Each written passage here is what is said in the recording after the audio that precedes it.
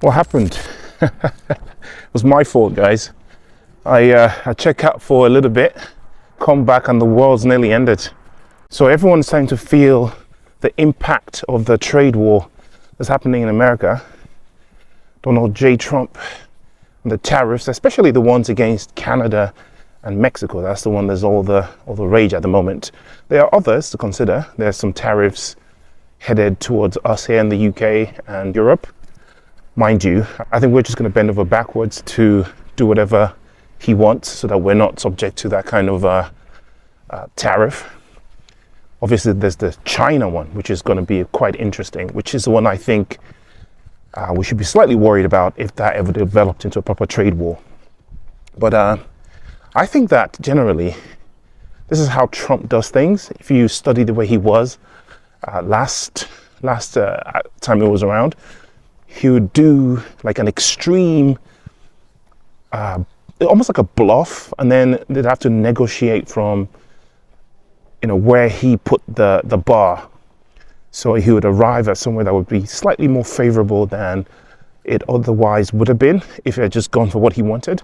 So some people are viewing these tariffs as being kind of extreme. I think that they're extreme on purpose. I think that he doesn't really want them that extreme. I think he wants somewhere in the middle, or somewhere slightly higher than the middle. It's kind of the art of the deal kind of thing, right? So like I said, I was away for the weekend, and I did not even check my computer. My phone didn't have reception where I was, so I couldn't check on things. So when I came back and I checked them, I was like, what the heck happened here? To quote a famous boxer, I'm not actually quite sure he said it, but I've had other people say that he said it. And it's that everybody has a plan until you're punched in the face. And that's credited to Mike Tyson. Whether I actually ever said that, who knows? So the plan that we had, of course, is that, number go up based on all the collaborations and yada, yada, yada, the charts. Everything looked good. But then out of nowhere, boom, trade war, tariff wars, and everything goes to hell. Of course, this has nothing to do with, crypto or any of that per se. But what usually happens is that when there is a sell-off in tech stocks and risky assets, then Bitcoin takes a hit, because it's seen right now not only as a risky asset, as the most risky asset class generally. So it immediately takes a back burner. All of the traders dump it, and we arrive at these 40%, 50% dumps. So as you can see, it's raining here. Weather is not as beautiful as it was over the weekend, but we move, staying consistent and getting results. Let me cross the road, trying not to get hit by a car. All right, we made it through. Anyway, what was I saying? Tariffs. There's an old African saying. Actually, I'm not really sure if it's an African saying, or I'm sure lots of cultures have the same saying. And because it has to do with elephants, it's got to either be African or Asian, right? Because those are the only two continents where you have elephants, Asia and Africa.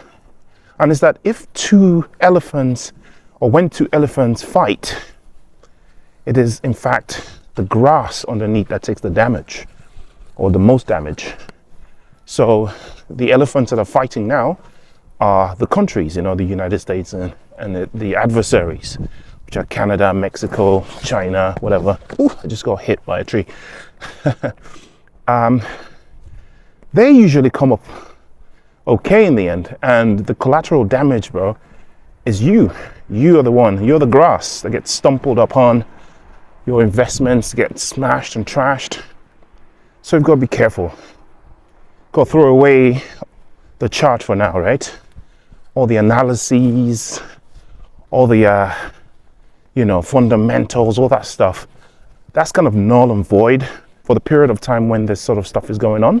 I'm not saying that, everything is going to zero or whatever. What I'm saying is, the movement that is caused by such large events are so big that your fundamentals kind of vanish in the middle, right? They're not really your fundamentals are not valid for that space.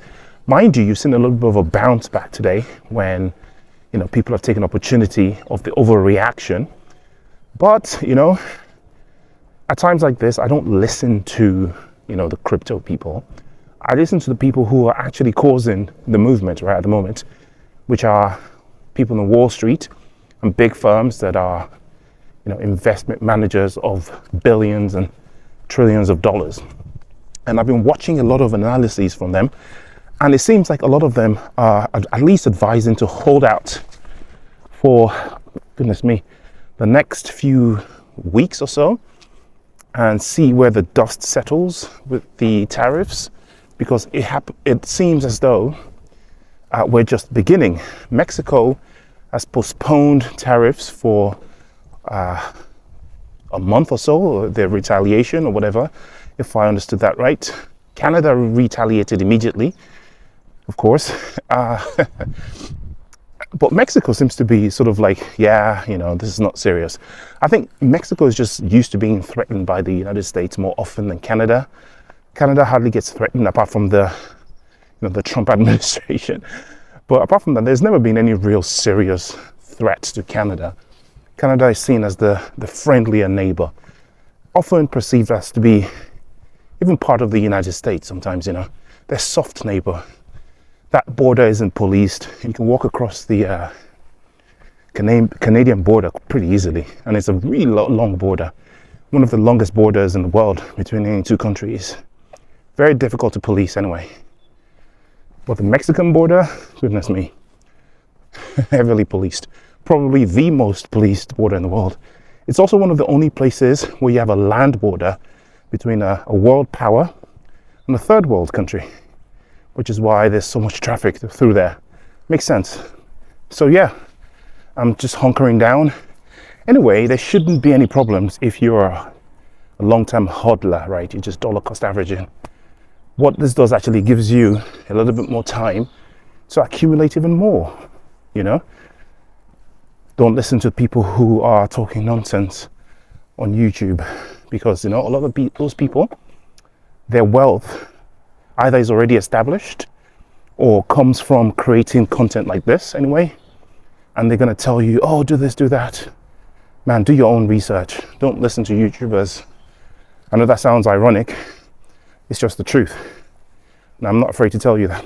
So talking about taking advantage to dollar cost average further, I actually completely missed this opportunity to buy at that low point. XRP dipped under $2. That's absolutely insane. I didn't think I would see that maybe until the next bear market or whatever. But there it was. But you know what? I haven't FOMO'd in yet because, again, I'm listening to, the people who are causing this. And a lot of them are holding their horses. They're letting the newbies FOMO at the moment because they reckon that we might see a bigger dip depending on what happens with the tariffs, when the tariffs actually go into action, get implemented, and places like China, what have you, also chime in. So they're looking at about a month's wait before they take decisive action. And I'm kind of inclined to agree with that, to be honest. Again, like I always say, a lot of these things that we talk about are kind of valid unless something happens, right? So this, you can call it a black swan event almost that has caused this. And this always happens, right? This happened in the last bull market as well. And as it happened, it was also kind of Trump related. When he was elected, we had a black swan event-ish.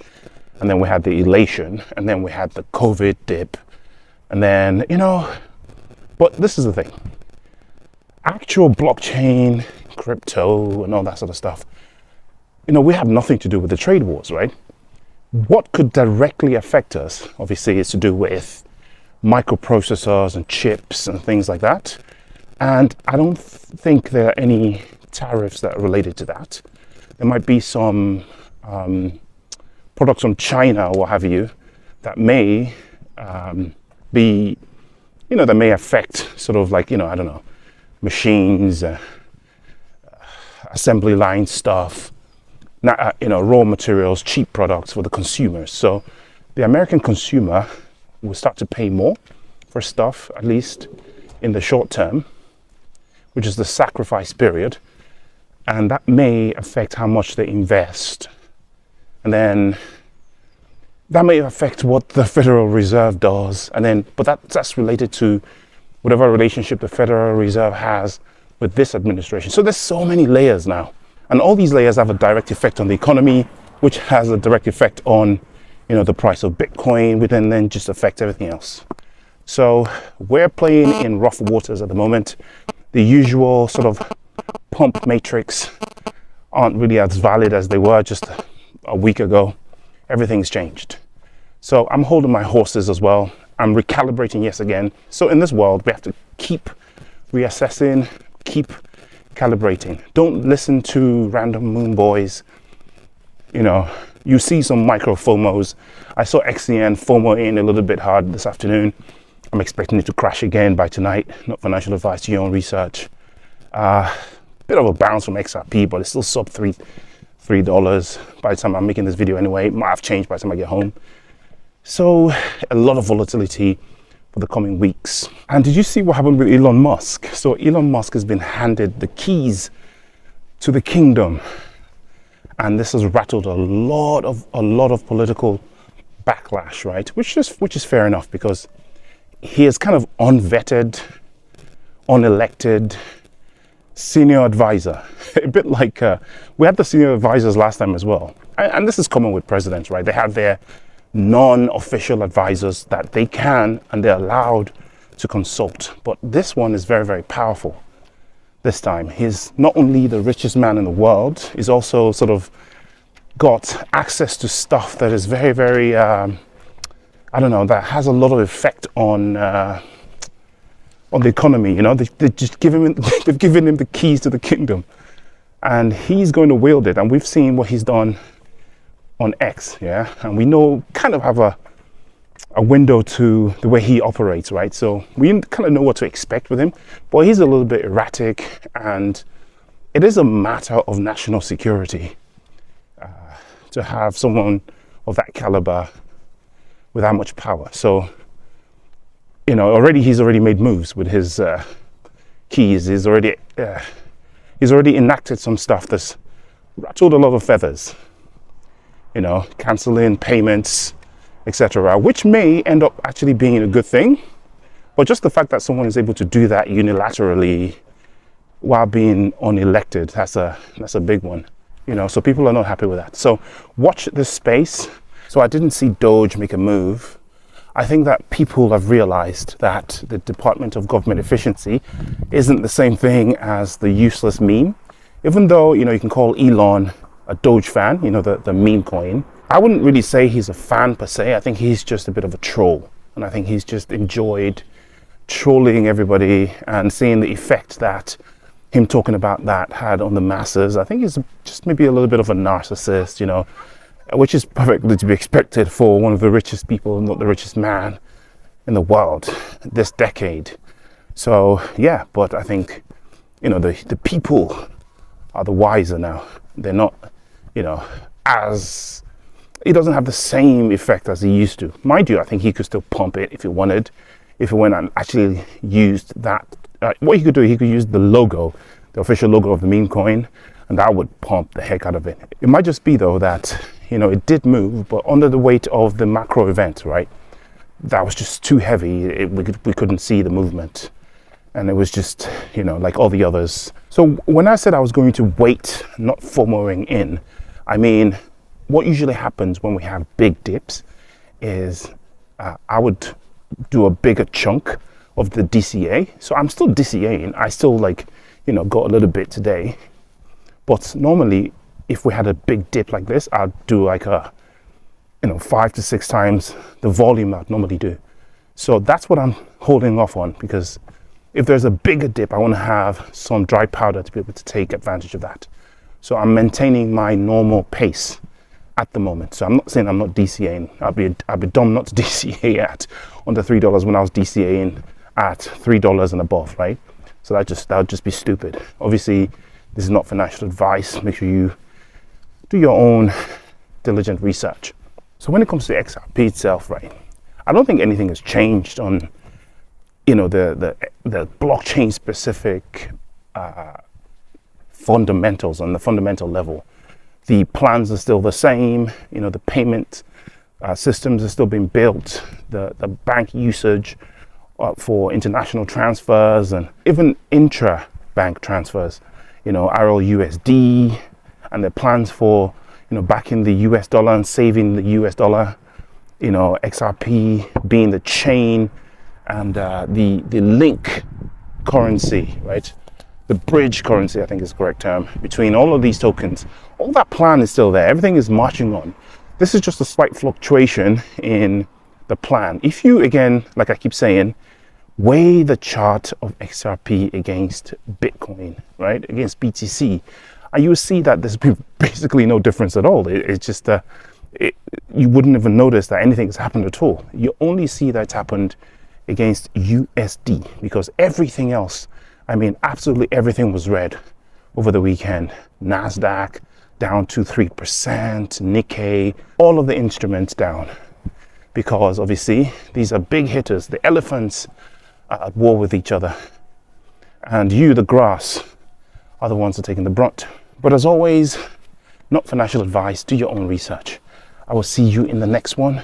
Peace.